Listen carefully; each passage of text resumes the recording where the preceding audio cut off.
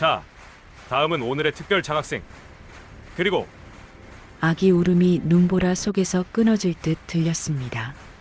그때 한 남자가 빈손으로 그 울음을 품에 끌어안았죠.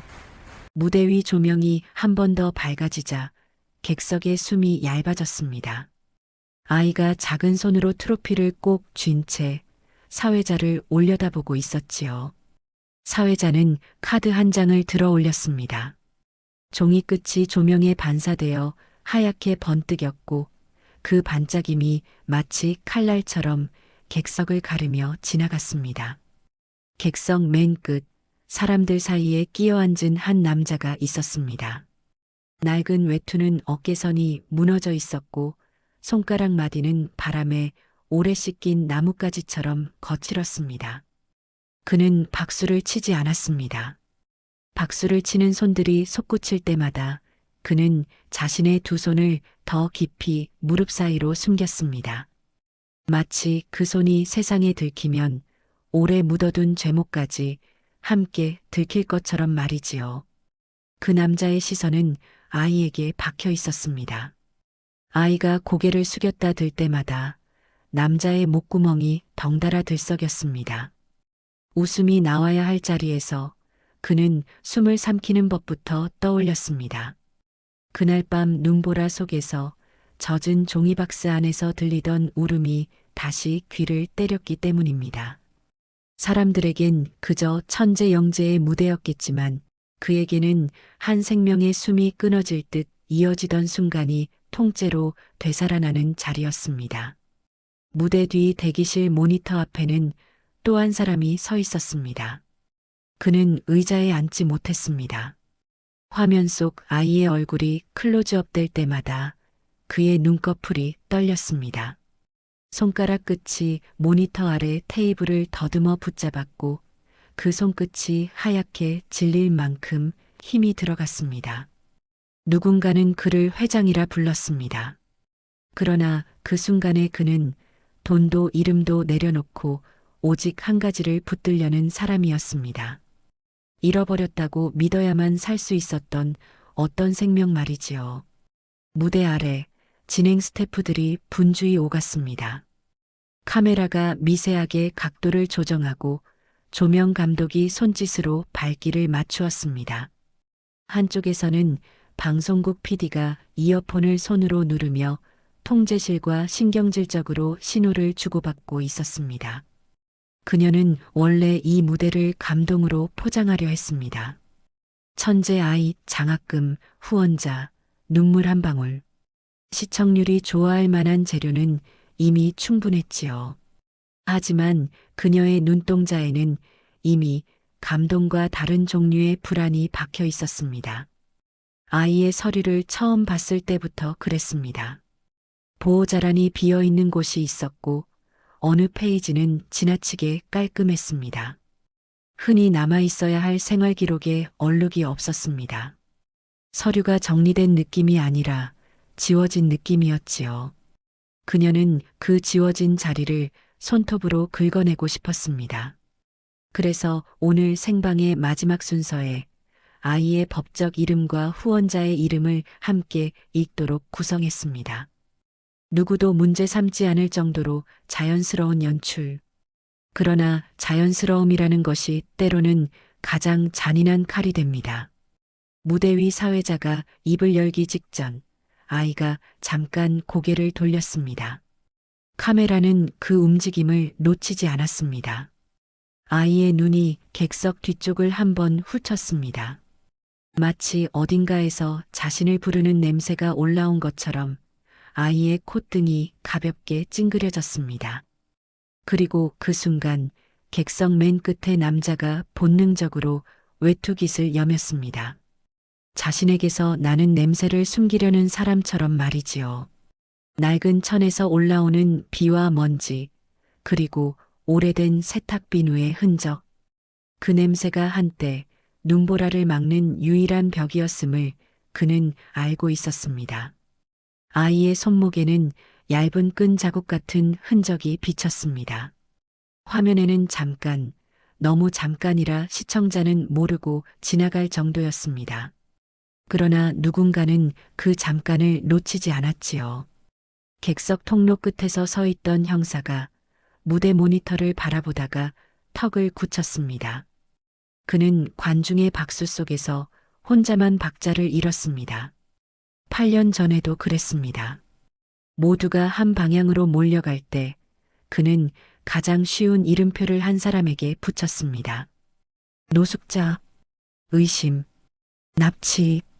그 단어들은 너무 간편해서 진실을 대신하기 좋았지요. 그리고 그 간편함이 한 사람의 삶을 어떻게 망가뜨리는지 그는 뒤늦게야 몸으로 배우는 중이었습니다. 그때 누군가가 객석 사이를 비집고 들어와 남자의 옆에 섰습니다. 간호사였습니다. 그녀의 손에는 작은 노트가 있었습니다. 낡았지만 얇지 않은 노트. 단단히 눌러 쓴 글씨가 페이지 사이에 살아있는 것처럼 느껴지는 노트였지요. 그녀는 남자의 얼굴을 빤히 보지 않았습니다. 대신 그의 손을 보았습니다. 손등 어딘가 오래전 상처가 남긴 작은 울퉁불퉁함. 그녀는 그 흉터를 기억했습니다. 응급실에 찬 형광등 아래에서 아기를 내밀던 손의 떨림을 기억했기 때문입니다. 남자는 그녀의 시선을 느끼고 더 깊이 고개를 숙였습니다. 그가 이곳에 온 이유는 단 하나였습니다. 아이가 살아있다는 것. 그것만 확인하면 다시 어둠 속으로 돌아갈 생각이었지요. 그는 박수를 원하지 않았습니다. 감사도 원하지 않았습니다. 다만 그날 밤의 울음이 거짓이 아니었다는 것 그 한 가지를 확인하려고 왔을 뿐이었습니다. 사회자가 카드의 첫 줄을 다시 확인했습니다. 마이크에 숨이 닿자 지직하는 소리가 났습니다. 그 소리에 회장의 어깨가 한번 움찔했습니다. 객석의 남자도 무릎 사이에 숨겨둔 손을 조금 더 세게 쥐었습니다. 손바닥에서 낡은 동전 같은 것이 차갑게 눌렸습니다. 그는 그 물건을 꺼내지 않았습니다. 꺼내는 순간 8년 전의 눈보라가 이곳으로 들이닥칠 것 같았기 때문이지요. 사회자의 입술이 열렸습니다. 자, 다음은 오늘의 특별 장학생. 그리고 아이의 눈이 다시 객석 뒤쪽으로 향했습니다. 마치 그날의 외투가 아직도 자신을 감싸고 있는 것처럼 아이의 어깨가 아주 조금 움츠러들었습니다. 회장은 모니터를 잡은 손에 더 힘을 줬습니다. 형사는 통로에서 한 발을 내디뎠습니다. 간호사는 노트를 꼭 쥐었습니다. 그리고 객석 맨 끝의 남자는 숨을 들이마시지도 못한 채 목젖을 떨며 마이크를 바라봤습니다. 하지만 그는 꿈에도 몰랐을 것입니다. 지금 사회자의 입에서 떨어질 한 줄의 이름이 자신에게 붙었던 납치범이라는 낙인을 찍고 동시에 또 다른 폭풍을 부를 불씨가 될 줄은 말이지요. 바람이 고가 아래로 몰려들 때마다 종이와 비닐이 먼저 비명을 질렀습니다. 난간에 매달린 광고 천막이 찢어진 잎처럼 펄럭였고 그 사이로 눈가루가 쏟아져 들어와 바닥을 하얗게 덮었다가 또 순식간에 쓸려나갔지요. 차들은 위에서 달렸습니다. 바퀴가 얼음 위를 긁는 소리, 경적 한 번, 그리고 무심한 배기음이 아래의 어둠을 한 번도 돌아보지 않고 지나갔습니다. 박만수는 고가 기둥 그림자에 등을 기대고 있었습니다. 손끝 감각이 뚝 끊긴 듯 했지요. 배가 고픈 건 오래전부터였고 추운 건 오늘따라 더 심했습니다. 그는 장갑이 없었습니다. 손을 주머니에 넣어도 주머니 안이 따뜻해지지 않았습니다. 주머니는 늘 빈자리를 닮았고 빈자리는 더 차가웠습니다. 그는 가끔 따뜻한 것을 상상했습니다. 김이 오르는 국밥, 라디오에서 흘러나오는 노래, 사람들 웃는 소리. 그러나 오늘 밤은 상상이 붙을 곳이 없었습니다. 바람이 너무 사나워서 떠올린 따뜻함이 채 모양을 갖추기도 전에 산산이 흩어졌지요. 그때였습니다. 바람과 다른 소리가 끼어들었습니다. 처음엔 고양이 울음인 줄 알았습니다. 겨울밤엔 별소리가 다 납니다. 철판이 수축하며 딱하고 튀는 소리도 울음처럼 들리고 멀리서 싸우는 사람 목소리도 바람에 찢겨 울음처럼 들리지요. 만수는 눈을 감았다 떴습니다. 다시 들렸습니다. 짧고 가늘고 끊어질 듯 이어지는 소리. 바람이 틈을 찾을 때마다 그 소리가 꼭 고가 아래 어딘가에 매달려 흔들렸습니다. 만수는 몸을 일으켰습니다. 무릎이 순간 휘청했습니다. 배고픔은 몸을 얇게 만들고 추위는 뼈를 무겁게 만들었습니다. 그는 기둥을 짚고 몇 걸음 옮겼습니다. 바닥에 깔린 눈이 발바닥 아래에서 미끄럽게 뭉개졌고 얼어붙은 무릉덩이가 깨지며 짤깍 소리를 냈습니다. 소리는 쓰레기 더미 쪽에서 왔습니다. 젖은 종이박스들이 포개져 있었고 검은 봉지들이 바람에 부풀었다가 납작해지기를 반복했습니다. 만수는 얼굴을 찡그렸습니다. 썩은 음식 냄새와 젖은 종이 냄새가 눈처럼 함께 날렸습니다. 그는 그곳을 잘 압니다. 사람들은 버릴 것을 버리고 돌아보지 않습니다. 그가 주워 먹을 게 있을 때도 있고 아무것도 없을 때도 있습니다. 오늘은 아무것도 없었습니다. 그래서 더 가까이 다가갈 이유가 없었지요. 그런데 울음이 박스 안에서 났습니다. 만수는 한참을 서 있었습니다. 발끝이 얼어붙는 것도 모르고 숨이 목구멍에서 걸리는 것도 모르고 그저 박스를 바라봤습니다. 마치 박스가 함정이라도 되는 것처럼 말이지요. 세상이 그에게 늘 그랬습니다. 가까이 가면 뒤통수를 치거나 손목을 잡아당기거나 저리 꺼져라는 말로 밀어냈습니다. 그래서 그는 웬만하면 모르는 척하는 법을 배웠습니다. 도움을 주는 것도 받는 것도 다 위험한 일이었습니다. 하지만 울음은 계속됐습니다. 이 울음은 누가 하는 울음인지 따져볼 여유를 주지 않았습니다. 소리는 작았지만 절박함은 크기가 없었습니다. 만수는 결국 손을 뻗었습니다. 손가락 끝이 박스 젖은 테두리에 닿자 종이가 물러져 미끄럽게 꺼졌습니다. 그는 천천히 덮개를 들었습니다. 바람이 그 틈으로 밀려들어 박스 안을 휘젓는 순간 울음이 한번 크게 터졌다가 기침처럼 끊겼습니다. 그 안에 있었습니다. 작은 얼굴, 젖은 이불 조각 같은 천에 반쯤 감겨 있었고 코끝과 볼이 유난히 차가운 빛을 띠었습니다. 입술이 파랗게 질려 있었지요. 만수는 숨을 들이마시다가 끝내 들이마시지 못했습니다. 숨을 삼키는 순간 무엇인가가 가슴 깊은 데를 툭 치고 지나갔습니다. 오래전에 잃어버린 어떤 소리, 어떤 온기, 어떤 약속 같은 것 말이지요. 그는 얼떨결에 손바닥을 아이의 가슴 위에 얹었습니다.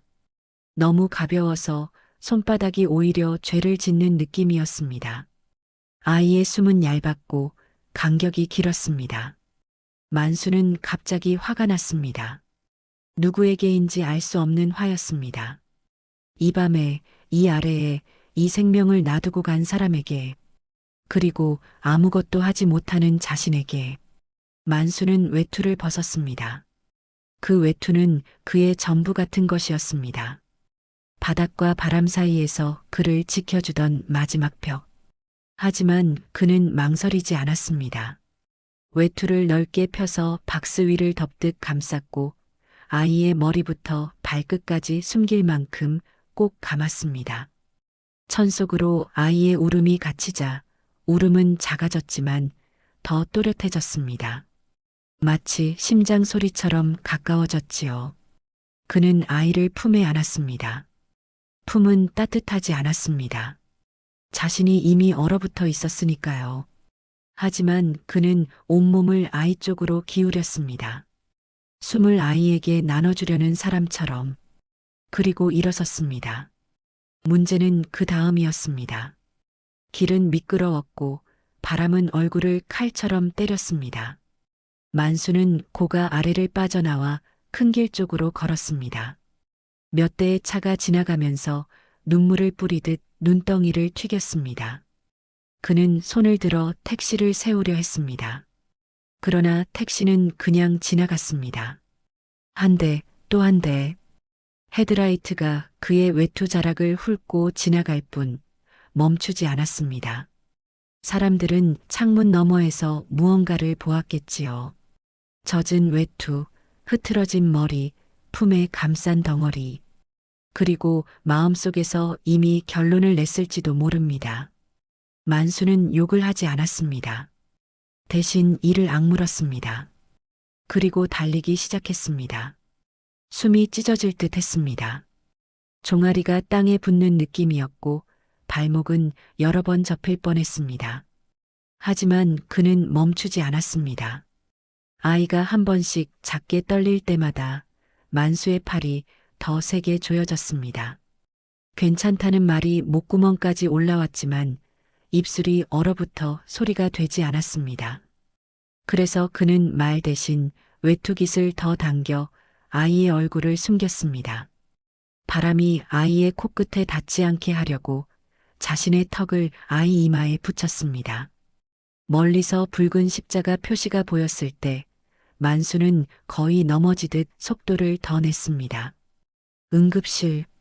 하얀 글자가 눈발 속에서도 선명했습니다. 그 글자가 어째서인지 구원의 표지라기보다 심판의 문처럼 보였지요. 문 앞에는 밝은 조명이 있었고 그 빛 아래에 서면 사람의 꼴이 더 적나라하게 드러납니다. 숨기던 것들이 다 드러나 버리는 자리. 만수는 문 앞에서 한순간 멈칫했습니다.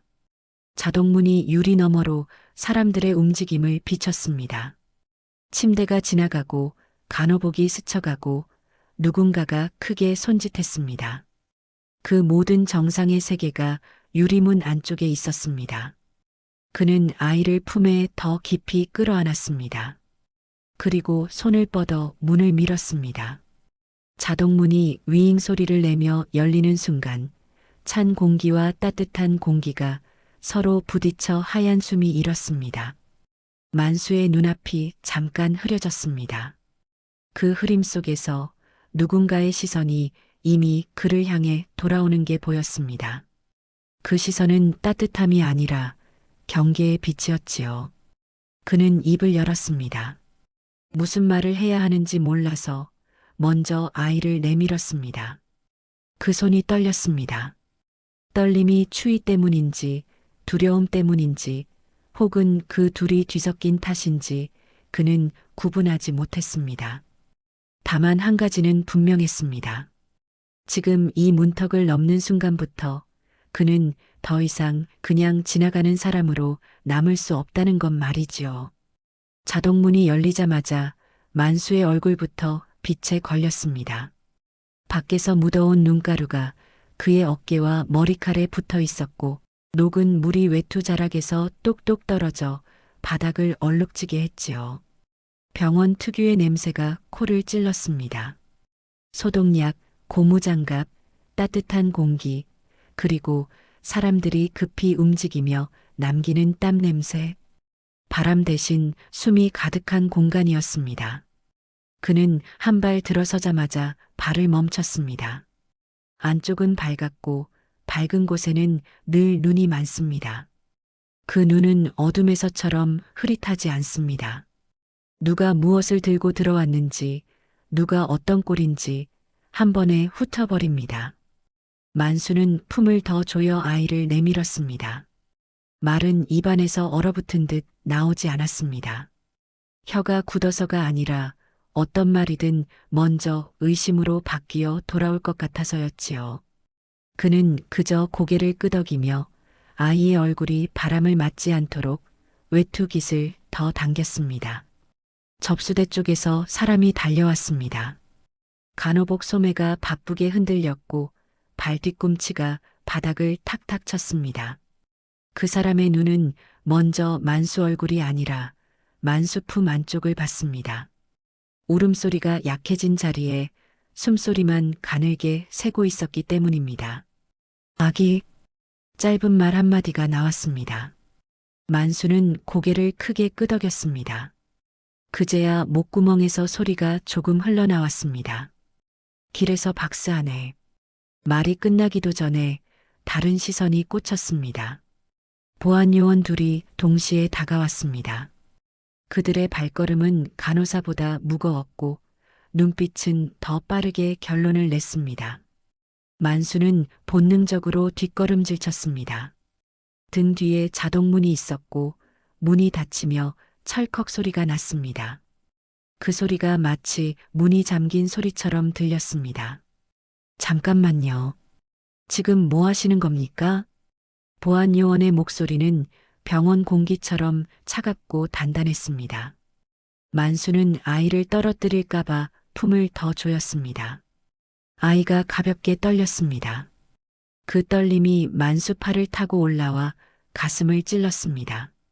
간호사는 아이를 받으려 했습니다. 그러나 보안요원이 손을 뻗어 간호사의 팔을 막았습니다.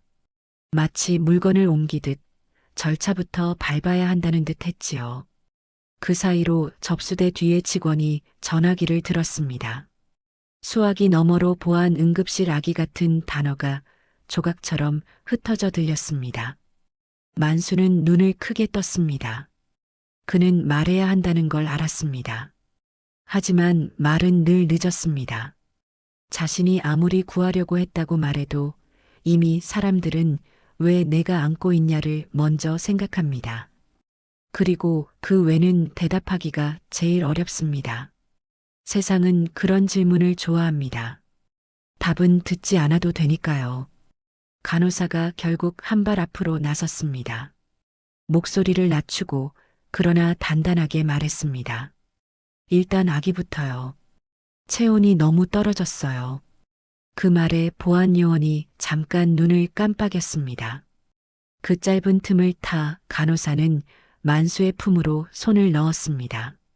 만수는 순간 움찔했지만 아이를 놓지 않을 수가 없었습니다. 손을 놓는 게 아니라 생명을 내주는 일 같았지요. 간호사는 아이를 받아 안는 동시에 외투자락을 들쳐 아이의 목과 손목을 확인했습니다. 작고 차가운 살결 위에 얇은 끈이 걸려 있었습니다. 끈 끝에 조그마한 금속 조각이 달려 있었고 그 조각이 형광등 빛에 반짝했습니다. 간호사의 손이 멈췄습니다. 눈이 그 작은 금속에 박혔습니다. 그녀는 무의식적으로 손가락으로 뒷면을 쓸었습니다. 미세한 홍, 글자 같은 것. 그녀는 입술을 꼭 다물었습니다. 그리고는 아이를 안은 채로 반걸음 뒤로 물러났습니다. 너무 자연스러워서 만수는 그 움직임이 무엇을 뜻하는지 몰랐습니다. 다만 자신과 아이 사이에 눈에 보이지 않는 벽이 세워지는 느낌만 받았지요. 이쪽으로요. 응급 침대가 달려왔습니다. 휠소리가 바닥에 길게 늘어졌고 사람들의 발이 사방으로 움직였습니다. 간호사가 아이를 침대 위로 옮기는 순간 아이의 울음이 작게 터졌다가 끊겼습니다. 만수의 심장이 그 울음과 함께 멈췄다가 다시 뛰었습니다. 그는 침대 옆으로 따라붙었습니다. 괜찮냐는 말을 하려 했지만 누군가의 손이 그의 팔을 잡았습니다. 보안요원이었습니다. 손가락이 만수의 팔뚝을 단단히 조였습니다. 그 힘이 가만히 있어라고 말하고 있었습니다.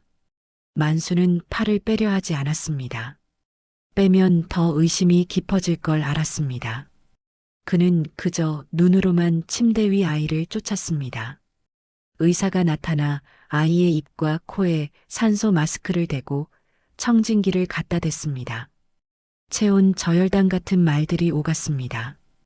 그 단어들은 만수에게는 낯설었지만 한 가지는 알아들었습니다. 위험하다는 뜻입니다. 지금 이 순간이 지나면 돌이킬 수 없다는 뜻입니다. 만수는 입술을 깨물었습니다. 바람보다 건조한 병원 공기가 입술 틈을 갈라놨습니다. 피가 아주 조금 배어나왔습니다. 그는 그 피 맛을 삼키며 침대 위 아이의 작은 손이 움직이는 걸 바라봤습니다. 그 손이 한번 공중을 더듬었습니다. 아무것도 잡지 못하고 다시 떨어졌습니다. 만수는 그 손을 잡아주고 싶었습니다. 그러나 그 손을 잡는 순간 이곳의 사람들은 그를 더 단단히 묶어 세울 게 분명했지요. 신분증 있으세요? 갑자기 질문이 날아왔습니다. 만수는 고개를 저었습니다. 없다는 말이 입안에서 굴렀지만 말 대신 고개가 먼저 나갔습니다. 아이 보호자세요? 만수는 고개를 더 크게 저었습니다. 그리고 급히 손짓을 했습니다. 밖에서 박스에서 울음소리를 듣고 그래서 그의 손짓은 문장 대신 조각을 내밀었습니다. 하지만 조각은 조각일 뿐이었습니다. 사람들은 이야기를 원하지 않았습니다. 확실한 소속, 확실한 관계, 확실한 이름. 그런 것만 믿을 수 있다고 생각했지요. 그때 멀리서 싸늘한 무전소리가 났습니다. 경찰 오고 있습니다. 누군가가 말했고 그 말이 공기 중에 떨어져 바닥을 굴렀습니다. 만수의 목덜미가 단숨에 굳었습니다. 그 단어는 그의 삶에서 늘 나쁜 방향으로만 굴러갔습니다. 침대는 안쪽으로 밀려갔습니다. 자동문이 한 겹 더 열리며 환한 응급실 안에서도 더 환한 공간이 나타났습니다. 만수는 그 문턱에서 더 이상 따라갈 수 없었습니다. 보안요원이 몸으로 길을 막았지요. 간호사가 뒤돌아 잠깐 만수를 봤습니다. 눈빛이 이상했습니다.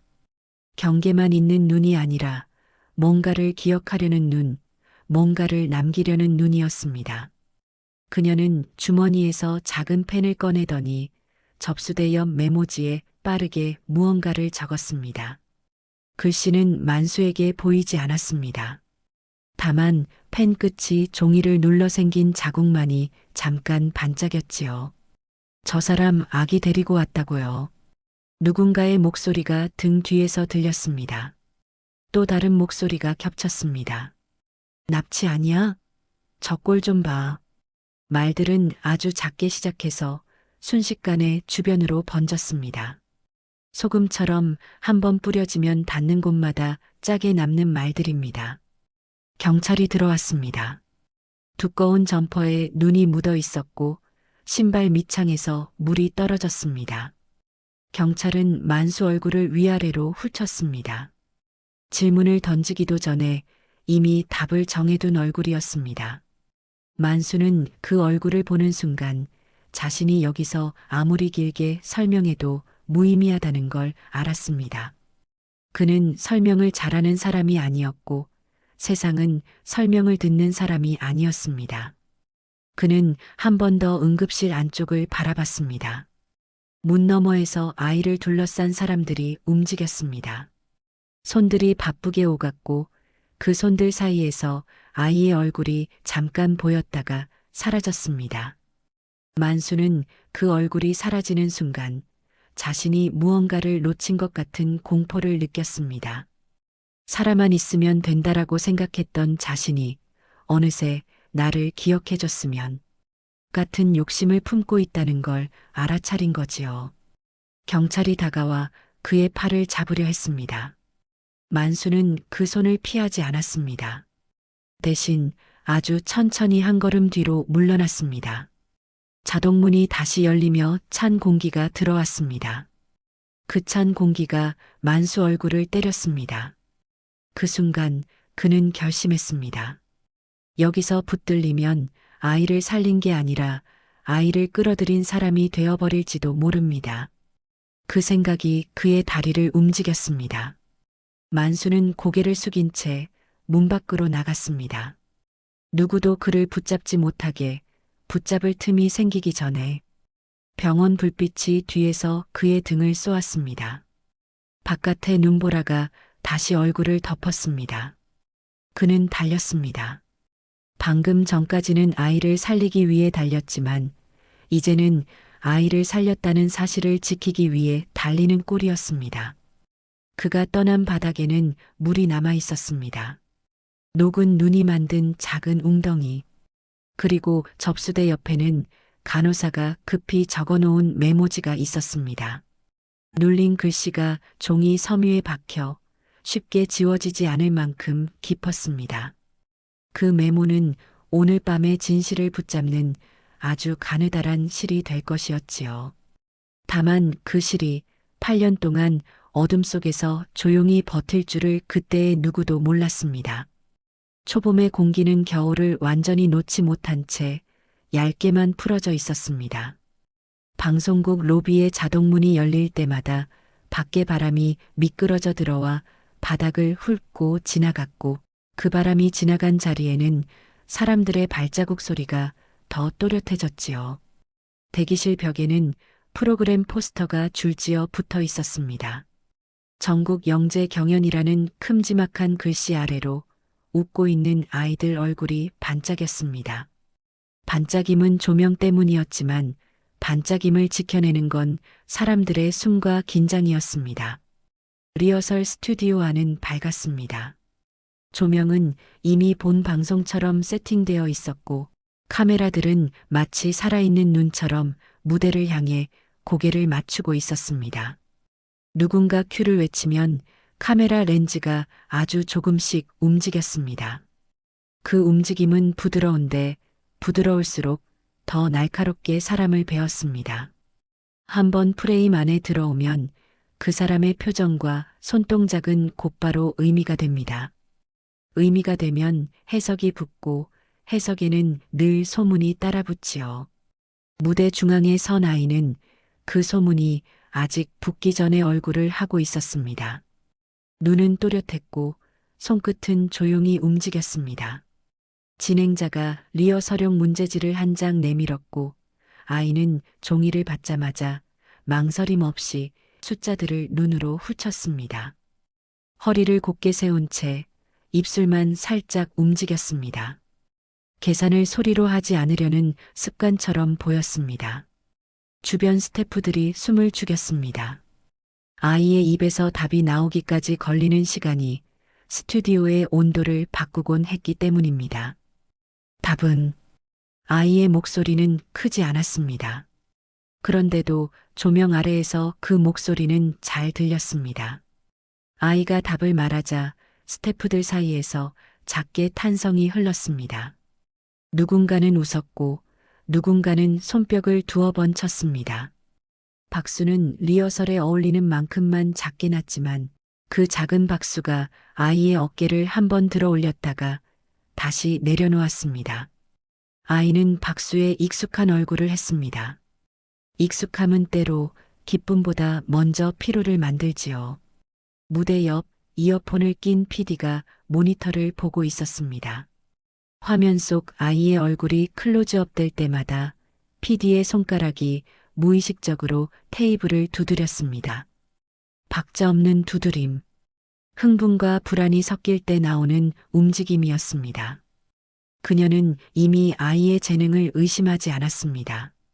방송은 재능을 좋아하고 재능은 방송을 타고 더 커집니다. 문제는 재능이 너무 반짝일 때 그 뒤가 더 검게 보인다는 점이었습니다. PD는 리허설이 잠시 쉬는 틈을 타 스튜디오 밖 임시 사무 테이블로 가서 서류철을 펼쳤습니다. 종이들이 가지런히 정리되어 있었고 표지는 지나치게 깨끗했습니다. 손때가 묻지 않은 깨끗함, 오래 묻혀야 할 시간이 통째로 잘려나간 듯한 깨끗함이었습니다. 그녀는 서류의 한 페이지를 넘기다 손을 멈췄습니다. 보호자 안에 공백이 남아있는 칸이 보였습니다. 다른 칸들은 알맞게 채워져 있는데 그 칸만 비어 있었습니다. 누가 봐도 실수처럼 보이지만 방송 일을 오래 한 사람은 이런 공백이 우연이 아니라는 걸 압니다. 우연은 서류를 이렇게 단정하게 만들지 못합니다. 그녀는 펜 끝으로 공백을 한번 눌렀습니다. 종이가 미세하게 꺼지며 자국이 남았습니다. 그 자국은 지워지지 않을 것 같았습니다. PD는 그 자국을 보며 자신이 지금 뭘 하고 있는지 잠깐 헷갈렸습니다. 원래 그녀는 감동을 만들려고 했습니다. 숨겨진 사연, 눈물, 반전, 엔딩. 하지만 이 공백은 감동의 공백이 아니라 사람의 삶에서 누군가를 지운 공백처럼 느껴졌습니다. 아이의 매니저 역할을 하는 사람이 다가왔습니다. 말투는 친절했지만 눈빛은 선을 그었습니다. 아이 컨디션이 중요해서요. 같은 말이 이어졌고 PD는 고개를 끄덕이며 웃었습니다. 웃으면서도 그녀의 손은 서류를 더 깊이 밀어 넣었습니다. 웃음은 사람을 안심시키는 도구지만 손은 진짜 방향을 압니다. 그때 스튜디오 안에서 아이가 물을 마시다 말고 멈칫했습니다. 누군가 지나가며 들고 간 의상 가방이 아이 옆을 스쳤는데 그 가방에서 아주 희미한 냄새가 흘렀습니다. 오래된 천에서 나는 냄새, 비를 맞은 뒤 덜 마른 옷에서 나는 냄새, 그리고 어딘가 익숙한 세탁 비누의 흔적. 아이는 손에 쥔 물병을 내려놓고 코끝을 살짝 찡그렸습니다. 마치 그 냄새가 목 안쪽 어딘가에 걸려 숨이 한 번 멈춘 것처럼 보였습니다. 왜 그래? 누군가 물었지만 아이는 바로 답하지 않았습니다. 아이는 무대 바닥을 바라봤습니다. 바닥은 검고 반짝였고 조명이 그 위에 점처럼 박혀 있었습니다. 그 점들이 순간 눈발처럼 보였습니다. 아이는 눈발을 본 적이 없다고 말해온 아이였습니다. 적어도 기억하는 선에서는요. 그런데도 어떤 날은 눈이 내리지 않았는데도 눈보라 같은 장면이 떠올라 잠에서 깬다고 했습니다. 꿈이라고 하기엔 너무 차갑고 기억이라고 하기엔 너무 짧은 장면. 아이의 손이 무의식적으로 목 쪽으로 올라갔습니다. 셔츠 안쪽 어딘가에 매달린 줄을 만지는 손놀림. 아주 작은 금속이 옷감 아래에서 툭 하고 움직였습니다. 아이는 그 감촉이 안정되는지 한 번 더 손가락으로 눌러 확인했습니다. 그리고는 아무 일도 없다는 듯 다시 무대 쪽으로 걸었습니다. 하지만 걸음이 아주 조금 어제와 달랐습니다. 발끝이 바닥을 확인하듯 느리게 닿았습니다. PD는 그 장면을 모니터로 보고 있었습니다. 그녀는 리허설 카메라의 보조 화면을 돌려 아이의 손이 올라간 순간을 다시 되감았습니다. 화면을 확대하자 셔츠 목선 아래로 아주 짧게 가느다란 줄이 보였습니다. 그 줄의 끝이 무엇인지 화면에는 확실히 잡히지 않았습니다. 그러나 PD는 확실히 느꼈습니다. 저런 줄은 장식이 아니라 뭔가를 매달기 위한 줄입니다. 그리고 아이가 무의식적으로 만지는 물건은 대개 사람이 잊지 못하는 것과 연결되어 있습니다. PD는 서류철 안쪽에서 또 다른 페이지를 꺼냈습니다. 출생 관련 기록 사본. 병원 이름이 적혀 있어야 할 곳이 희미하게 흐려져 있었습니다. 복사 품질 때문이라면 전체가 흐려야 하는데 딱 그 줄만 흐렸습니다. 그녀는 그 줄을 손가락으로 문질렀습니다. 잉크가 번지는 것도 아니고 종이가 찢어지는 것도 아니었습니다. 지워진 흔적만 남아 있었습니다. 누군가가 의도적으로 그곳을 지운 흔적. PD는 가만히 숨을 내쉬었습니다. 방송에서 가장 무서운 건 진짜가 카메라에 걸리는 순간입니다. 진짜는 한 번 잡히면 편집으로 다루기 어렵습니다. 그러나 동시에 진짜만큼 사람을 끌어당기는 것도 없지요. 그녀는 서류철을 덮었습니다. 덮는 소리가 단호하게 났습니다. 마치 마음속에서도 무언가를 덮어두는 소리처럼. 그날 저녁 PD는 혼자 남아 편집실에 앉았습니다.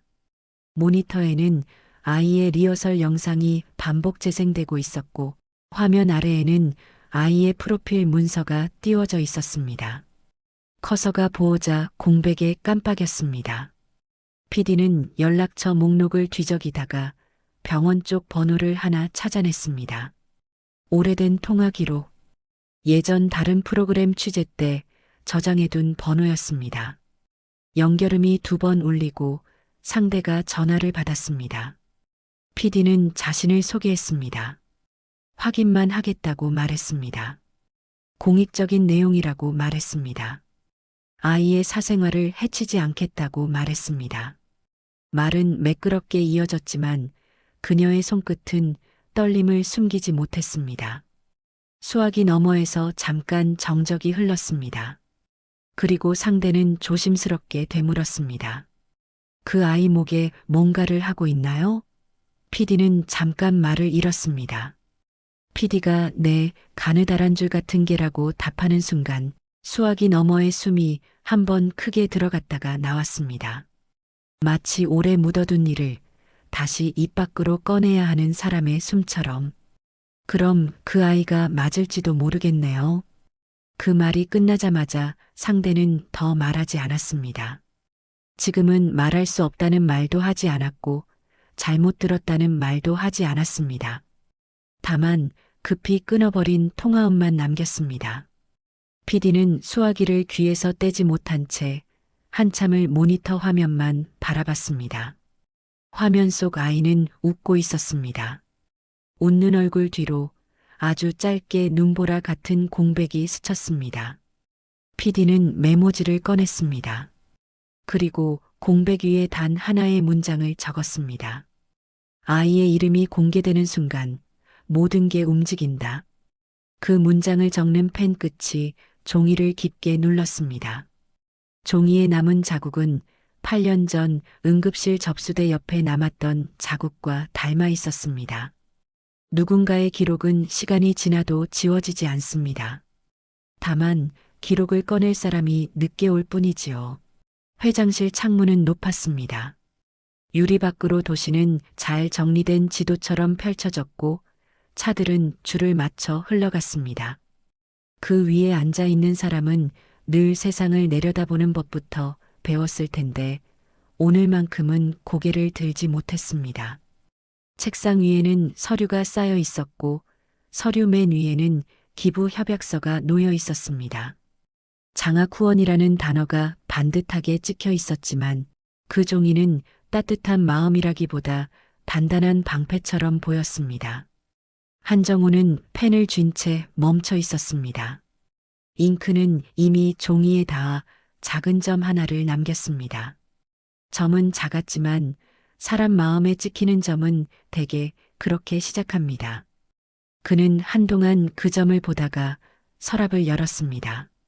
서랍 안쪽 깊은 곳에 낡은 사진 한 장이 있었습니다.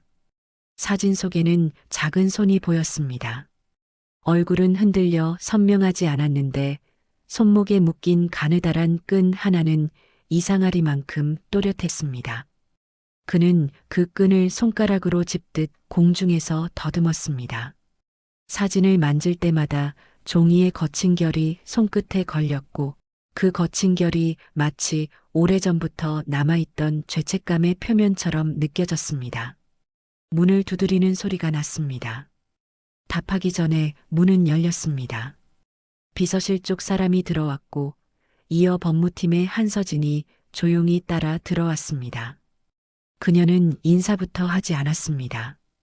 대신 탁자 위 서류를 한번 보고 회장의 손에 쥔 펜을 한번 봤습니다.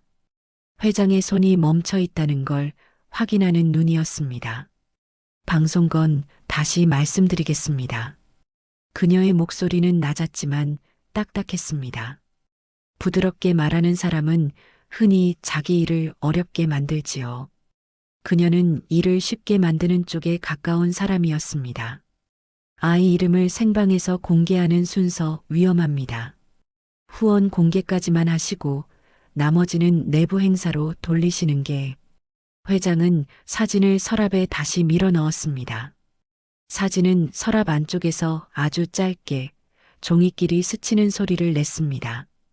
그 소리가 마치 늦었다라고 말하는 것 같았습니다. 그 애가 원한다고 했어. 회장의 말은 짧았습니다. 법무팀이 듣고 싶어하는 설명은 아니었습니다. 한서진은 바로 서류를 펼쳤습니다. 종이 위에는 리스크라는 단어들이 정갈하게 정리되어 있었습니다. 그 정갈함 속에는 사람의 감정이 들어갈 자리가 없었습니다. 원한다고 해도 법적 사회적 파장은 회장은 손을 들어 그녀의 말을 끊었습니다.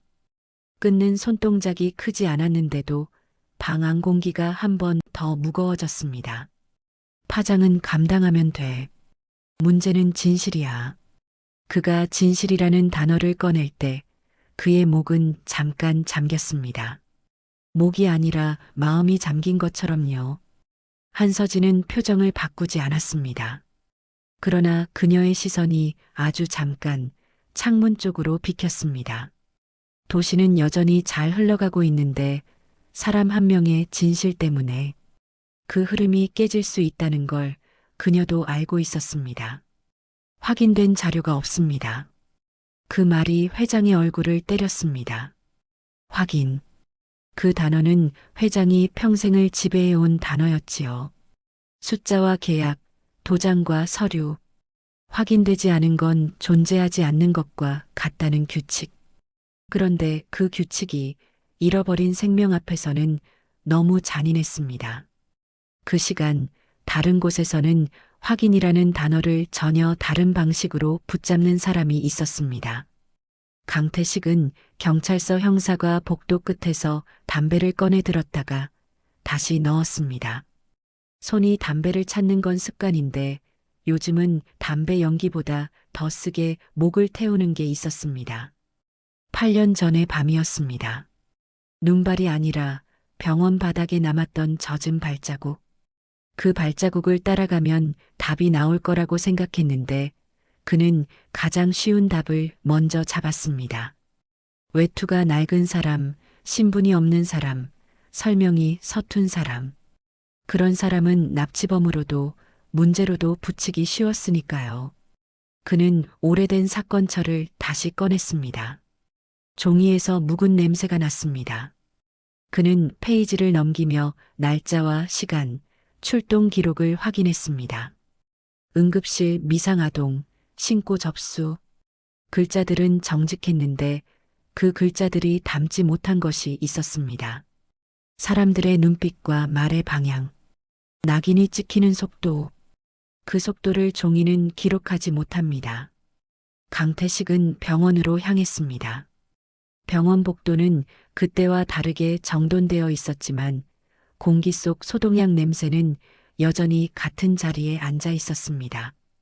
그는 안내 데스크에서 당직 기록과 CCTV 보관 관련 문의를 했습니다. 직원은 매뉴얼대로 대답했습니다. 보관 기간 경과, 권한 필요, 요청서 제출.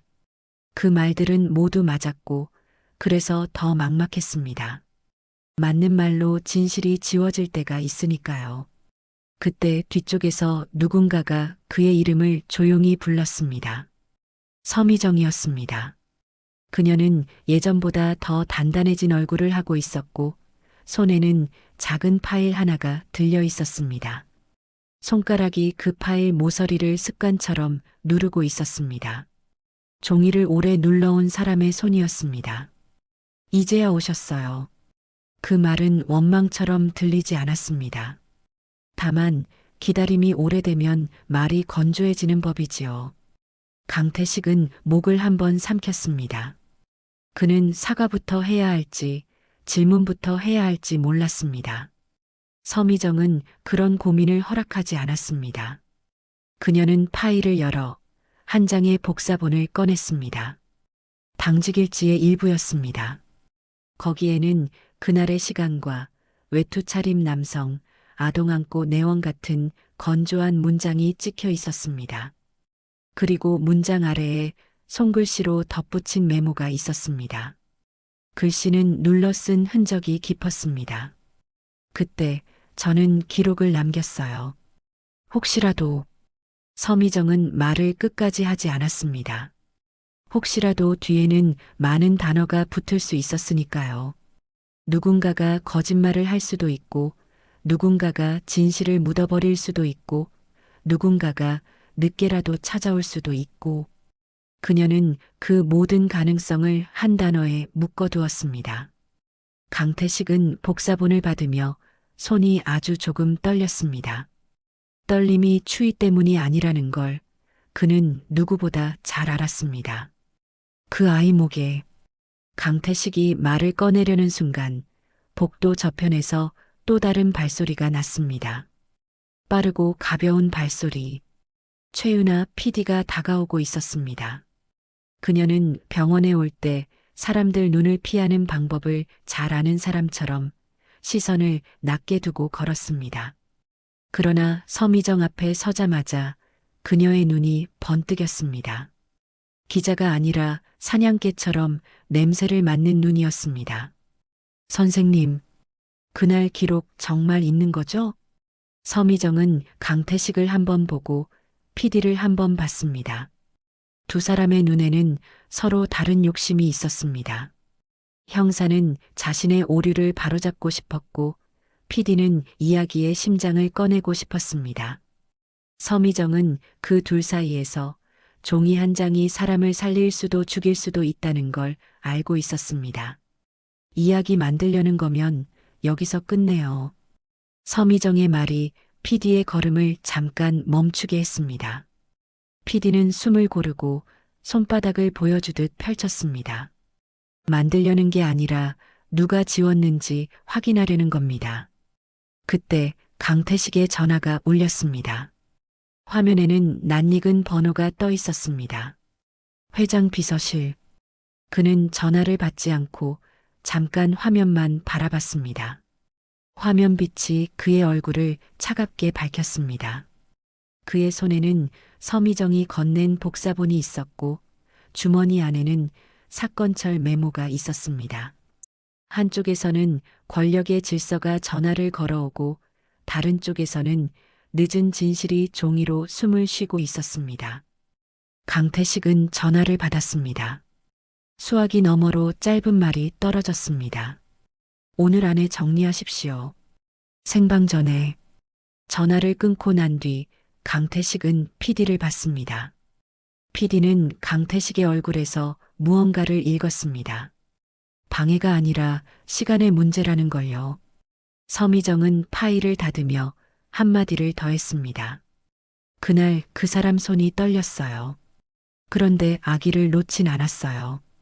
그 말이 공기 중에 남아 세 사람의 마음에 각각 다른 무게로 내려앉았습니다. PD는 그 문장을 메모장에 옮겨 적을 얼굴이었고 강태식은 그 문장을 평생 벌로 안을 얼굴이었고 서미정은 그 문장을 버팀목으로 삼아 살아온 얼굴이었습니다. 복도 끝 유리창 밖으로 병원 앞 도로가 보였습니다. 차들이 지나갔습니다. 누군가는 바쁘고 누군가는 무심했습니다.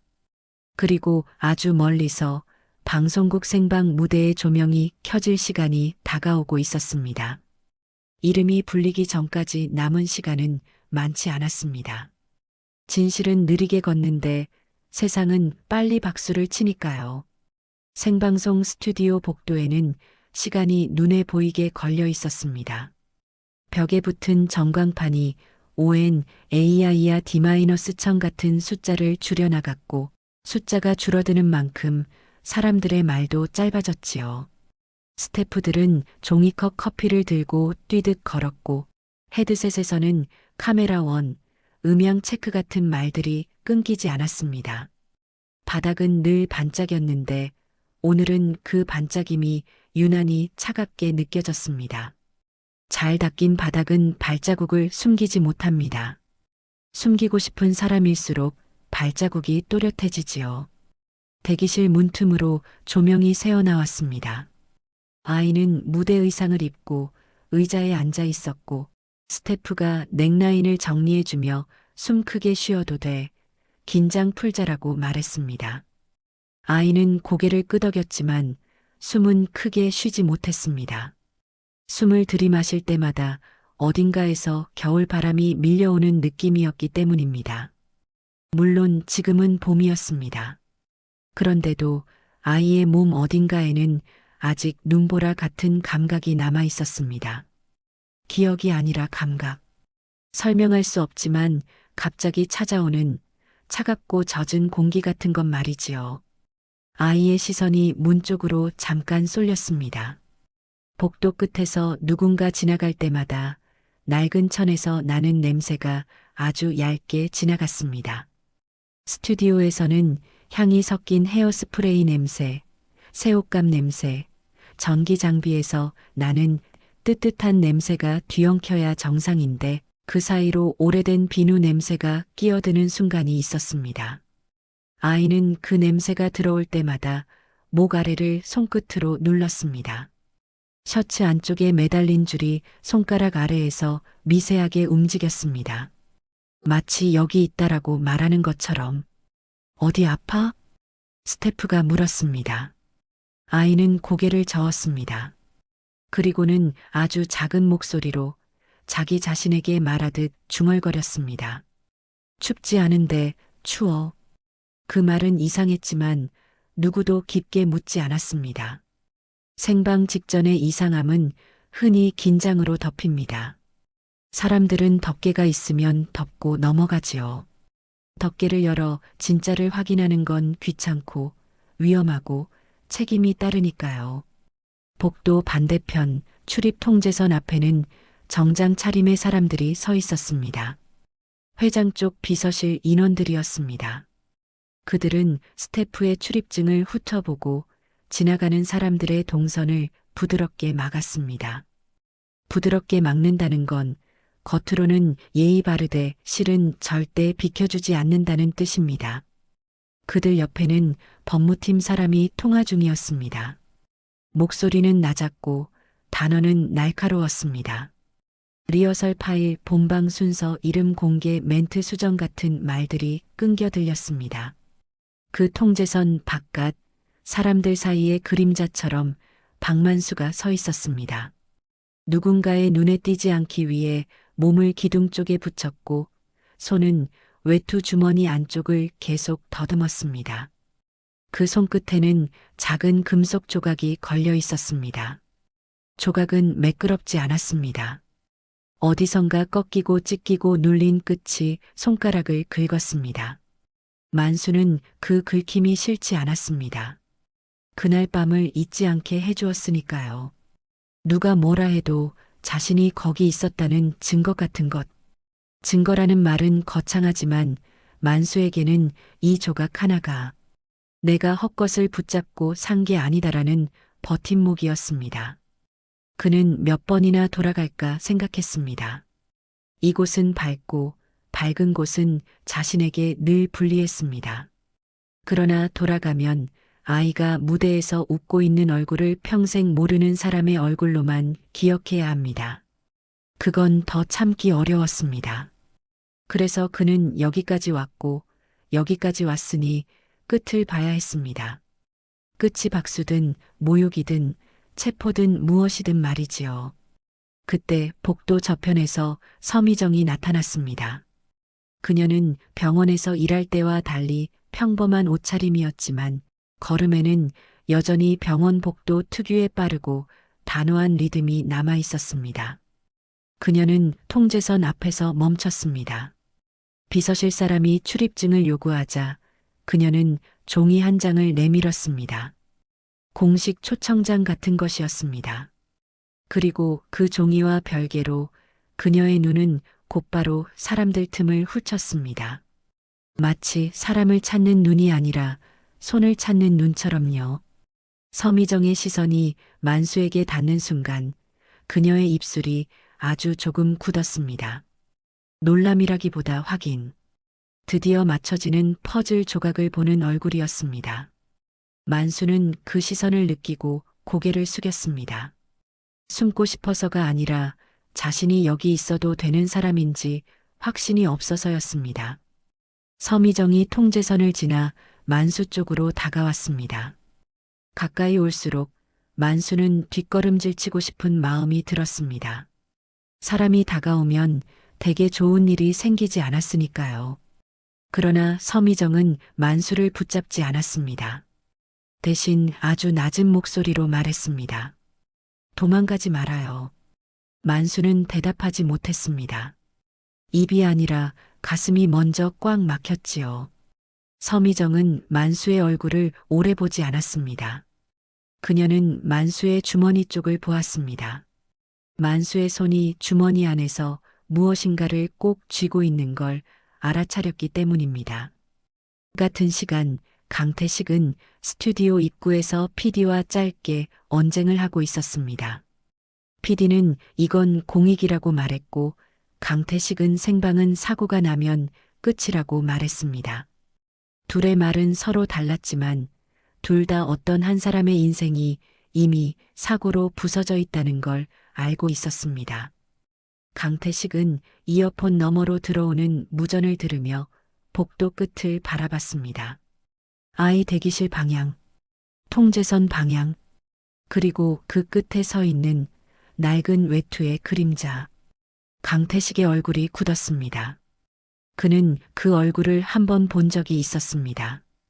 병원 자동문 앞 젖은 바닥 위에 서 있던 얼굴. 그때는 범인이라는 이름을 먼저 붙였고 지금은 사람이라는 이름이 먼저 떠올랐습니다. 늦게 떠오른 이름은 늘 무겁습니다. 강태식은 발을 옮기려 했습니다. 그런데 그 순간 비서실 사람이 앞을 막았습니다. 여긴 출입 제한 구역입니다. 강태식은 신분을 내밀었습니다. 비서실 사람은 잠깐 흔들리는 듯 했지만 곧 통화를 핑계로 시간을 끌었습니다. 시간을 끄는 동안 회장 쪽 질서는 복도를 자신의 방향대로 정리하고 있었습니다. 생방은 다가오고 누군가의 진실은 통제선 앞에서 자꾸 걸렸습니다. 그때였습니다. 만수의 주머니 속에서 손가락이 금속 조각의 날카로운 끝에 걸렸습니다. 그는 반사적으로 손을 움찔했고 움찔하는 힘에 조각이 소나기에서 빠져나갔습니다. 아주 작고 아주 짧은 순간이었습니다. 그러나 작은 것일수록 바닥에 닿을 때 소리가 더 또렷합니다. 툭! 금속이 바닥을 때리는 소리가 복도 소음 사이를 비집고 올라왔습니다. 커피컵 부딪히는 소리도 헤드셋 잡음도 발걸음도 잠깐 멈칫하는 것처럼 느껴졌습니다. 서미정의 눈이 바닥으로 떨어졌고 만수의 손이 급히 허공을 더듬었습니다. 강태식도 고개를 돌렸습니다. PD는 본능적으로 그 방향으로 카메라를 상상했습니다. 그리고 통제선 앞 비서실 사람의 눈빛마저 그 작은 소리 쪽으로 끌려갔습니다. 바닥에는 작은 금속 고리가 굴러 멈춰 있었습니다. 끊어진 줄의 끝처럼 생긴 고리, 반쪽짜리 연결 부품. 그 고리의 표면은 오래 만져 반질해져 있었고 한쪽에는 미세한 홈이 있었습니다. 누군가의 손에 오래 눌려온 흔적. 만수는 그 고리를 주우려 손을 뻗었습니다. 그러나 서미정이 먼저 몸을 굽혔습니다. 그녀의 손가락이 고리를 집어드는 순간 그녀의 얼굴이 굳었습니다. 익숙함이 아니라 확신이 들어찬 얼굴이었습니다. 그녀는 고리를 손바닥 위에 올려놓고 조명 아래로 들어 올렸습니다. 금속이 빛을 받아 번쩍였습니다. 그 번쩍임이 마치 오래 닫혀있던 문고리가 돌아가는 빛처럼 보였습니다. 서미정이 아주 낮게 말했습니다. 만수에게 하는 말인지 자기 자신에게 하는 말인지 모를 목소리였습니다. 이게 왜 당신한테 있어요? 그 질문이 끝나기도 전에 스튜디오 안쪽에서 카운트다운이 더 커졌습니다. D-100. 시간은 사람을 기다려주지 않았습니다. 그리고 이 작은 금속 고리 하나가 8년 동안 눌러두었던 진실의 뚜껑을 지금 이 복도 한가운데서 열어젖히려 하고 있었습니다. 전광판 숫자가 19로 줄어들 무렵 복도 공기부터 달라졌습니다. 사람들은 뛰면서도 목소리를 낮췄고 낮춘 목소리 속에서 오히려 긴장만 더 또렷해졌지요.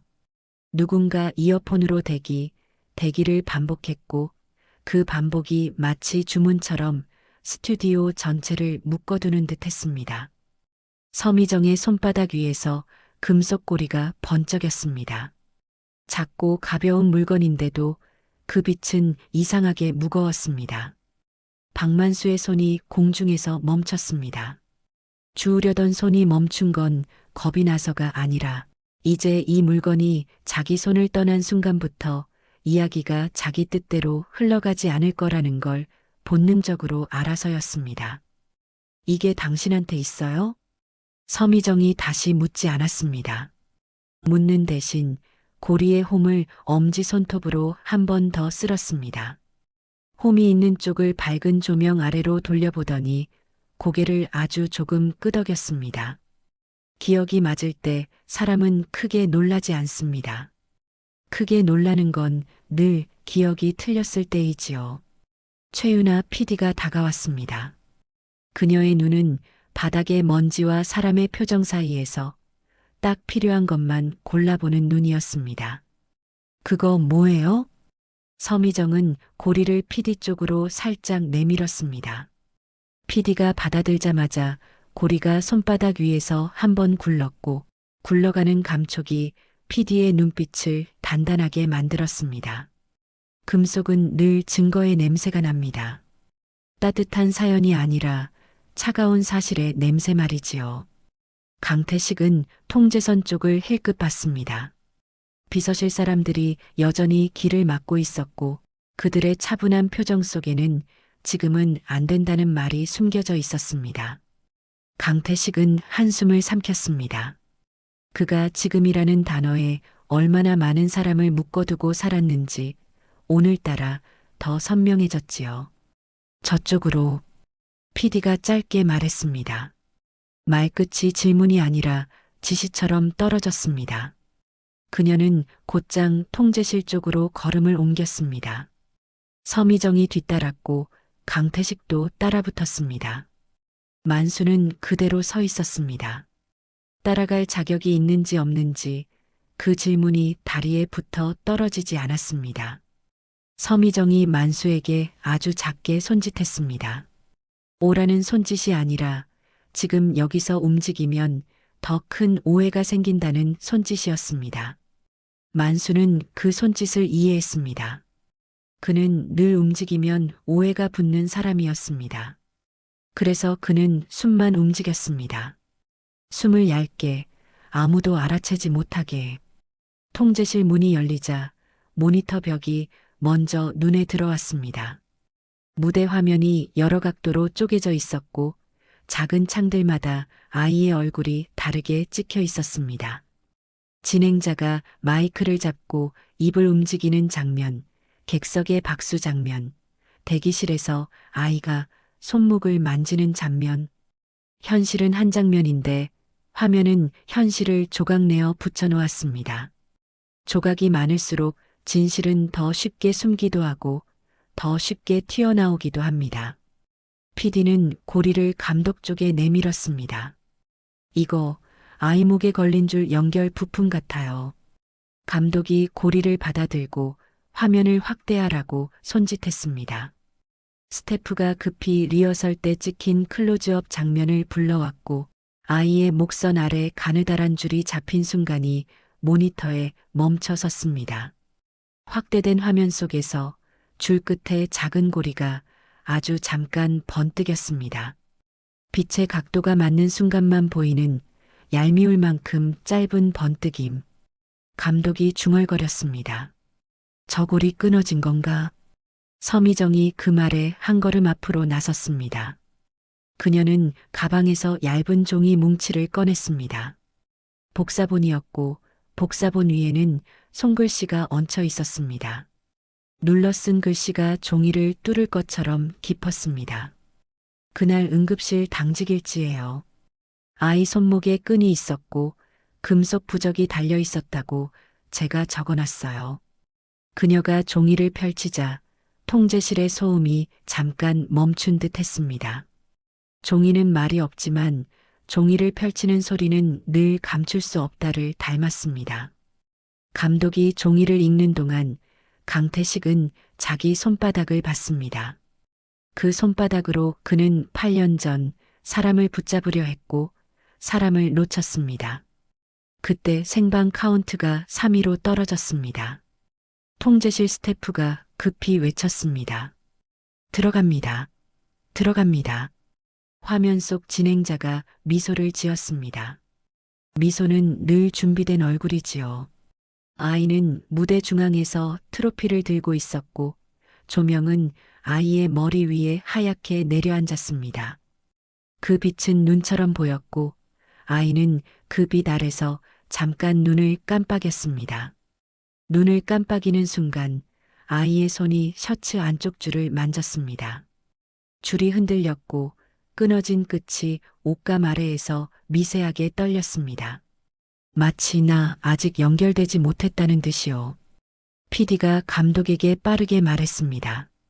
이름 발표 전에 자료 하나만 더 띄우면 안 돼요? CCTV라도 그날 누가 데리고 왔는지. 감독이 난처한 얼굴을 했습니다. 생방은 계획대로 가야 합니다. 계획은 방송의 뼈이고 생방에서 뼈가 부러지면 사람들은 피를 봅니다. 하지만 감독의 눈도 이미 모니터에서 벗어나지 못하고 있었습니다. 화면 속 아이의 목줄과 손의 등고리가 너무 똑같았으니까요. 강태식이 낮게 말했습니다. 제가 책임질게요. 책임이라는 말은 말로는 쉽지만 실제로는 누군가의 삶을 대신 들어야 합니다. 강태식은 그걸 알면서도 말을 했습니다. 늦게라도 들어야 할 것이 있었으니까요. 감독이 손짓했습니다. 보조화면 준비. 스태프가 급히 파일을 열었습니다. 병원 CCTV는 이미 오래전에 정식 보관 기간을 지났다고 했는데 서미정이 들고 온 건 CCTV 원본이 아니었습니다. 누군가가 남겨둔 캡처 한 장 당직 메모와 함께 파일에 끼워둔 출력물이었습니다. 흐릿한 화면, 자동문 앞, 젖은 바닥, 외투로 감싼 작은 덩어리를 품에 안고 뛰어들어오는 사람의 모습. 얼굴은 반쯤 가려져 있었지만 손의 방향과 몸의 기울기는 선명했습니다. 내가 먼저 맞겠다는 자세. 그 캡처가 모니터 한쪽에 뜨는 순간 통제실 안의 누구도 바로 말을 하지 못했습니다. 사람들은 흔히 얼굴로 누군가를 판단하지만 어떤 장면은 얼굴보다 자세가 더 크게 말합니다. 그 자세는 구원이었고 동시에 오해를 부르는 자세였습니다. 무대에서는 진행자가 마지막 멘트를 준비하고 있었습니다. 자, 오늘의 특별 장학생 그리고 이 자리를 가능하게 해주신 후원자분. 회장실 대기실 모니터 앞에 서 있던 한정호의 손이 떨렸습니다. 화면 한쪽에 잠깐 떠오른 CCTV 캡처를 본 순간 그의 눈이 크게 뜨였습니다. 그 캡처 속 자세를 그는 알고 있었습니다. 잃어버린 아이를 찾는 동안 수없이 떠올린 장면과 너무 닮아 있었으니까요. 그는 숨을 들이마셨는데 숨이 끝까지 들어가지 않았습니다. 가슴 어딘가에 오래 굳은 것이 막고 있는 것처럼요. 객석 맨 끝, 박만수는 모니터를 볼 수 없었습니다. 그러나 그는 분위기로 알았습니다. 공기가 한번 뒤집힐 때 사람들의 숨은 방향을 바꾸니까요. 객석의 웅성임이 아주 작은 파도처럼 일기 시작했습니다. 박수는 줄어들고 웅성임이 자리를 차지했습니다. 만수는 그 웅성임이 자기 쪽으로 굴러오는 소리라는 걸 알아차렸습니다. 그리고 그때 아이가 갑자기 고개를 돌렸습니다. 아이의 시선은 객석의 끝을 향했습니다. 사람들 사이에 숨어있던 낡은 외투의 그림자. 아이는 트로피를 든 손을 조금 내려놓았습니다. 눈썹이 아주 조금 모였습니다. 아이의 입술이 무언가를 찾는 모양으로 움직였습니다. 말이 아니라 냄새를 따라가는 얼굴이었습니다. 진행자의 목소리가 마이크를 타고 스튜디오 전체에 퍼졌습니다. 오늘의 특별 장학생 한. 그 이름이 끝까지 떨어지기 전에 또 다른 화면이 스치듯 지나갔습니다. CCTV 캡처, 손글씨 메모, 그리고 금속고리. 조각들이 연결되며 하나의 선이 생겼습니다. 그 선이 정확히 가리키는 건 누가 데려왔는가였습니다. 한정호가 대기실에서 움직였습니다. 의자가 밀리는 소리가 났고 비서실이 당황한 목소리로 말했습니다. 회장님, 지금은 그러나 회장은 멈추지 않았습니다. 멈추지 않는 발걸음은 오랜 후회의 속도를 닮았습니다. 객석 쪽으로 회장이 나타나자 사람들이 놀라 고개를 돌렸습니다. 통제선이 흐트러지고 경호가 따라붙고 스튜디오는 한순간에 방송이 아니라 현장이 되었습니다. 방송은 통제되는 진실이고 현장은 통제되지 않는 진실이지요. 박만수는 그 혼란 속에서도 자리에서 일어나지 않았습니다. 일어나면 도망치는 것처럼 보일까봐가 아니었습니다. 일어나면 다시 누군가를 놓칠까봐였습니다. 그는 두 손을 천천히 무릎 위로 올렸습니다. 손바닥을 펼쳤습니다. 거기에는 오래된 상처가 남아 있었습니다. 어딘가에 긁혀 굳어버린 흉터, 얼어붙은 밤에 생긴 흔적. 그 흔적을 숨기지 않겠다는 뜻이었습니다. 말이 아니라 손으로 말하겠다는 뜻. 아이의 시선이 그 손에 박혔습니다. 아이가 한 발 무대 끝쪽으로 다가왔습니다. 진행자는 멘트를 이어가려 했지만 목소리가 어색하게 끊겼습니다. 카메라는 어디를 잡아야 할지 잠깐 흔들렸습니다. 그 흔들림 속에서 아이가 아주 작은 목소리로 중얼거렸습니다. 그 냄새. 그 말이 스튜디오 전체에 들리진 않았습니다. 하지만 가까운 사람들의 가슴에는 들렸습니다. 어떤 냄새가 어떤 기억을 끌어올리는지 아는 사람들만의 떨림으로요. 그리고 다음 순간 회장이 무대로 올라오는 계단 앞에서 멈춰 섰습니다. 눈앞에는 아이가 있었고 객석 끝에는 낡은 외투의 사람이 있었고 스크린에는 흐릿한 CCTV 캡처가 떠 있었습니다. 세상이 한 줄로 이어지는 순간이었습니다. 누구도 완전히 준비되지 않은 채로 맞닥뜨리는 순간. 그 순간의 침묵은 박수보다 훨씬 크게 울렸습니다. 무대 위 침묵은 조명보다 더 환하게 번졌습니다. 진행자의 미소는 그대로 붙어 있었는데 그 미소가 더는 표정이 아니라 가면처럼 보였지요. 객석에서 일던 박수는 완전히 멎었고 숨소리만 여기저기서 부딪혔습니다. 누군가는 무슨 일이야라고 속삭였고 누군가는 휴대폰을 들어 올렸습니다. 생방은 언제나 사람들의 손을 더 빠르게 움직이게 만듭니다. 대형 스크린 한쪽에는 흐릿한 캡처가 떠 있었습니다. 자동문 앞, 젖은 바닥, 낡은 외투로 감싼 작은 덩어리. 얼굴은 분명치 않았지만 자세는 분명했습니다. 먼저 맞겠다는 자세. 누가 봐도 도망치는 자세가 아니라 품을 내주는 자세였습니다. 아이의 손이 트로피를 조금 내려놓았습니다. 트로피 금속이 조명 아래에서 반짝일 때마다 아이의 눈동자가 흔들렸습니다. 아이는 무대 끝에서 객석 끝을 똑바로 봤습니다. 사람들 사이에 끼어 있는 낡은 외투의 그림자. 그 그림자가 숨을 삼키는 걸 아이는 이상하게도 알아챘습니다. 무대와 객석 사이 거리는 멀었는데 어떤 감각은 거리를 타지 않습니다. 냄새처럼, 손처럼, 그날 밤에 찬 기운처럼요. 아이는 한 발을 옮겼습니다. 무대 바닥의 반짝임 위로 작은 신발이 톡하고 닿는 소리가 났습니다. 그 소리에 진행자가 멈칫하며 마이크를 움켜쥐었습니다. 스태프가 무대 옆에서 손짓을 했지만 아이는 손짓을 보지 않았습니다. 보는 순간 놓칠까봐 눈을 떼지 못하는 얼굴이었습니다. 그때 객석 뒤쪽에서 사람이 움직였습니다. 회장이었습니다. 경호가 붙으려 했지만 회장은 손등으로 조용히 밀어냈습니다. 그 손등이 떨렸습니다. 떨림은 두려움이 아니라 오랫동안 눌러둔 것이 풀릴 때의 떨림이었습니다. 회장은 무대로 향해 걸었습니다. 그 걸음은 늘 도시 위에서만 울리던 구두 소리가 아니라 갑자기 사람들 사이를 비집고 내려오는 소리였습니다. 회장님, 하는 만류가 뒤에서 갈라졌지만 회장은 돌아보지 않았습니다. 통제실에서 최윤아 PD는 감독을 보았습니다. 감독이 이를 악물고 손짓했습니다. 일단 살려.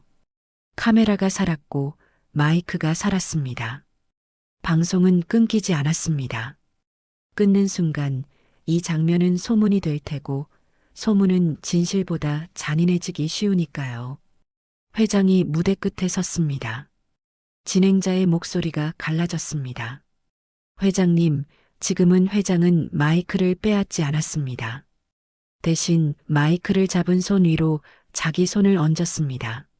사람을 덮어 누르는 손이 아니라 무너지는 것을 붙잡아 세우려는 손이었습니다. 잠깐만요. 회장의 목소리는 조용했는데 조용해서 더 크게 들렸습니다. 스튜디오 전체가 그 말에 붙들린 듯 조용해졌습니다. 아이는 이미 계단을 내려오고 있었습니다. 무대 옆 계단은 낮았지만 내려오는 동작은 마치 깊은 곳으로 들어가는 것처럼 조심스러웠습니다. 아이의 손이 목선 아래줄을 만지려다 멈췄습니다. 대신 손을 앞으로 내밀었습니다. 손끝이 허공에서 잠깐 흔들렸습니다. 잡고 싶은 것이 있는데 어디서부터 잡아야 할지 모를 때의 흔들림이었습니다. 객석 맨 끝, 박만수는 일어서지 못했습니다. 일어서면 그 순간의 시선이 자신에게 꽂힐까봐가 아니라 일어서면 자신의 다리가 떨려 넘어질까봐였습니다. 그는 두 손을 무릎 위에 올려놓은 채 손바닥을 천천히 펼쳤습니다. 오래된 흉터가 조명과 사람들의 시선 아래에 그대로 드러났습니다.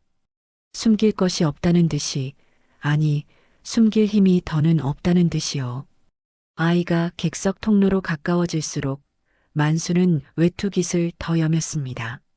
자신에게서 나는 오래된 냄새가 아이를 아프게 할까 봐서였습니다. 그런데 아이는 그 냄새를 피하지 않았습니다. 오히려 한번 크게 숨을 들이마셨습니다. 마치 그 숨으로 잊어버린 시간을 꺼내는 사람처럼 아이의 손끝이 만수의 손등에 닿았습니다. 차갑고 단단한 손등, 거칠게 갈라진 살. 아이는 그 손등을 만지자마자 아주 짧게 얼굴을 찡그렸습니다. 아픈 건 손이 아니라 기억이었습니다. 아이가 작은 목소리로 말했습니다. 그때 이 냄새였어요. 말은 단순했는데 그 단순함이 사람들을 무너뜨렸습니다. 회장은 그 자리에 그대로 굳었습니다.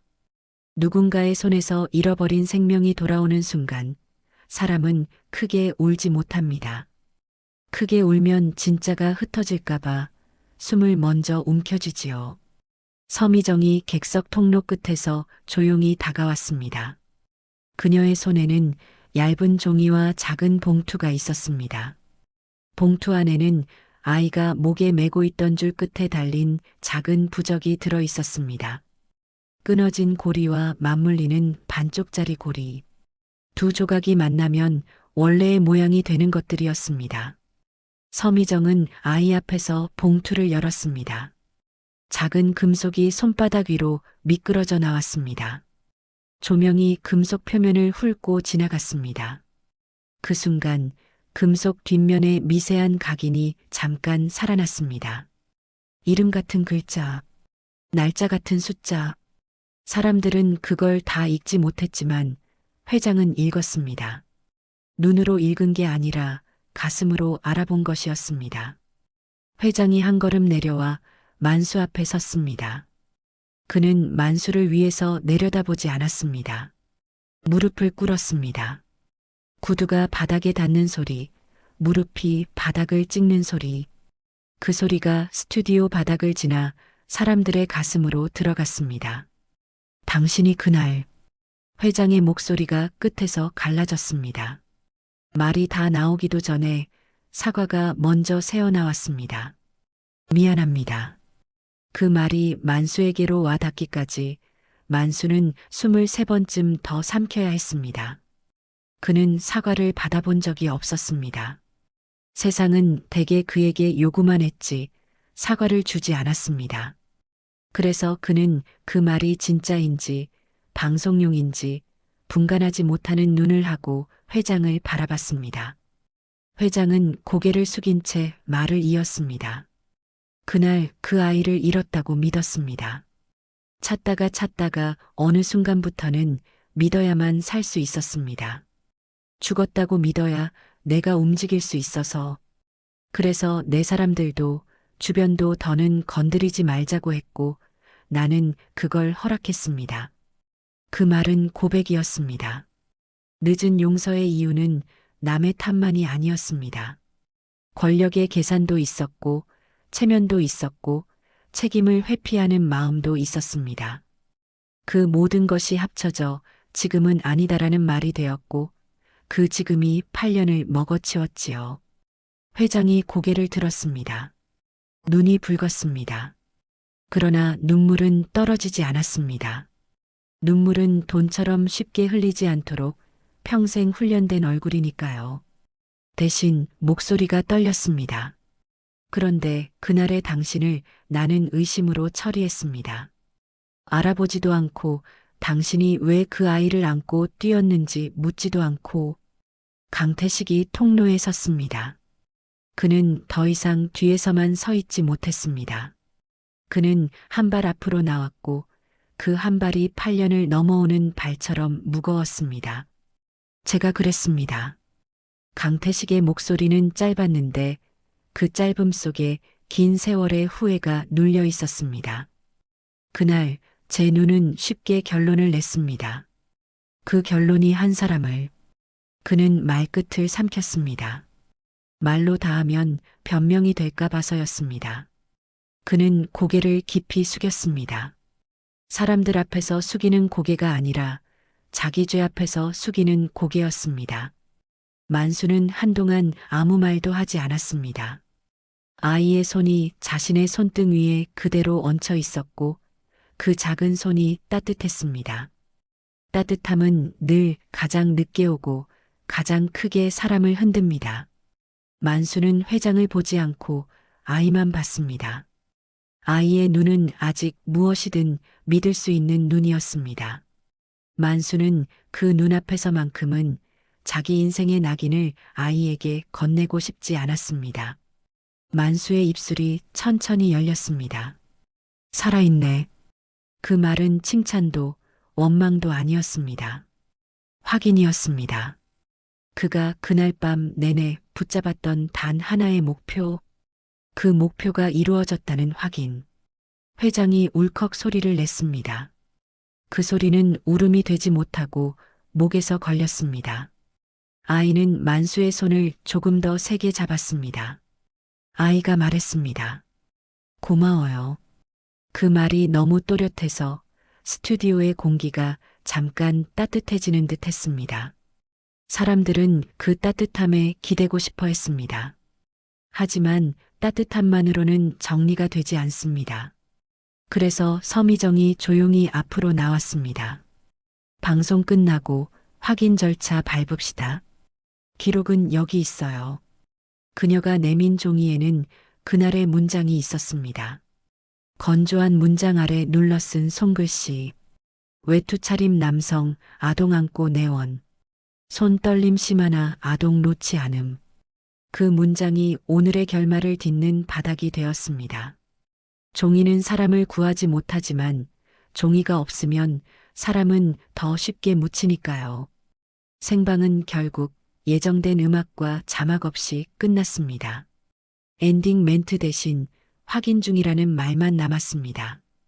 화면이 꺼지는 순간에도 스튜디오 안은 꺼지지 않았습니다. 사람들은 서로를 바라보며 조용히 움직였습니다.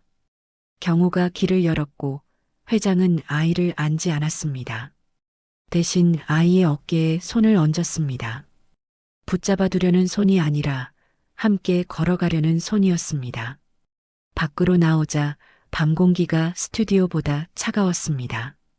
그런데도 만수는 그 차가움이 덜 아팠습니다. 아이가 옆에 있었고 아이의 손이 아직도 자신을 놓지 않았으니까요.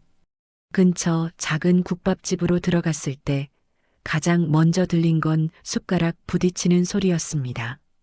그 소리는 방송보다 훨씬 현실적이었고 현실적이라서 더 믿을 수 있었습니다. 김이 오르는 국밥이 테이블 위에 놓였습니다. 만수는 숟가락을 들었다가 잠깐 멈췄습니다. 회장이 그 맞은편에 앉아 있었기 때문입니다. 회장은 국밥을 바라보며 잠시 어색하게 손을 놓았습니다. 평생 서리를 잡던 손이 따뜻한 그릇 앞에서는 갈 곳을 잃었습니다. 아이의 숟가락이 먼저 움직였습니다. 아이는 국물 한 숟갈을 떠서 만수 쪽으로 밀듯 내밀었습니다. 먹어요. 하는 목소리. 만수는 그 숟가락을 받아먹지 않았습니다. 대신 아이의 머리를 한번 아주 조심스럽게 쓰다듬었습니다. 손바닥이 거칠어서 상처가 날까봐 손가락 끝만으로요. 회장은 그 모습을 보다가 끝내 고개를 숙였습니다. 그리고 아주 작은 목소리로 다시 말했습니다. 늦었습니다.